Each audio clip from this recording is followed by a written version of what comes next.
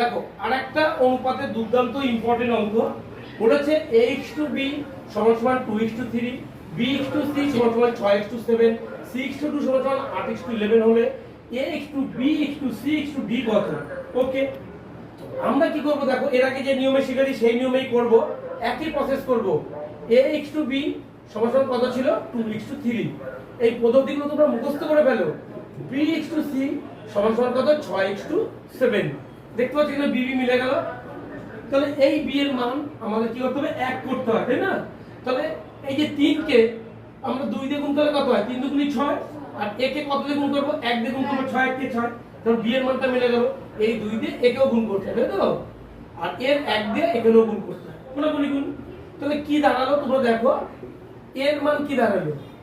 a x/b x/c, এর মান দাঁড়ালো 2 দুগুণে 4 x2, b এর মান দেখো মিলে গেল, 3 দুগুণে 6 3 দুগুণে 6, একটা 6 ধরবা 6, x2 c এর মান কে দাঁড়ালো 7।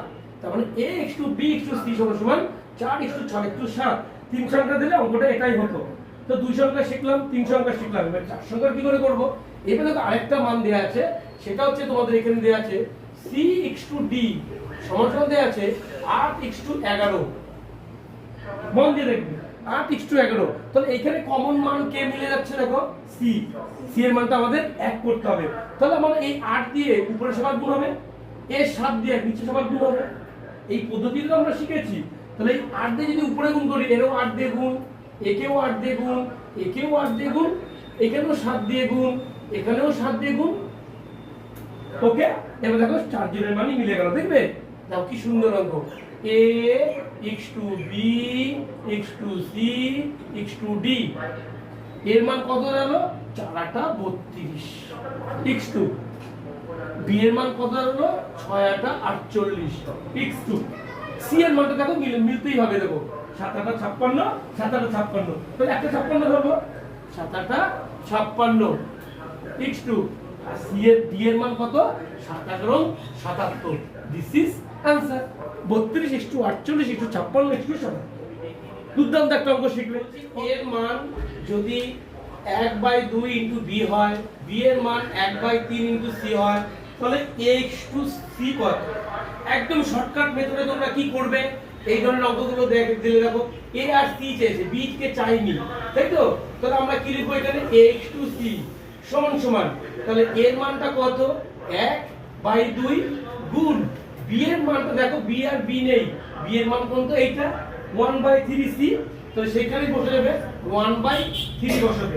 অর্থাৎ এবার তোমরা গুণ করে নাও, 1:c সমান উপর হচ্ছে এককে 1 ইনটু 3 দুগুণী 6। This is answer 1:6। ওকে, একটা অঙ্ক দেখো, ax/b যদি 2:3 হয়, bx/c যদি 5:8 হয়, c/d যদি 6:7 হয়, তাহলে ax/d কত? কেন কোনো চাকরির পরীক্ষা নেই যে এই কোশ্চেনটা আসেনি। রেল বলো, এমটিএস বলো, এসএসসি জিডি বলো, কলকাতা পুলিশ বলো, ওয়েস্ট বেঙ্গল পুলিশ বলো, সুতরাং এই অনুপাতের উপর একটা অঙ্ক আসে। বিশেষ করে এই অঙ্কটা খুব ইম্পর্টেন্ট, তোমরা মন দিয়ে দেখবে। এটা আমরা কি করে শর্টকাট মেথডে করব।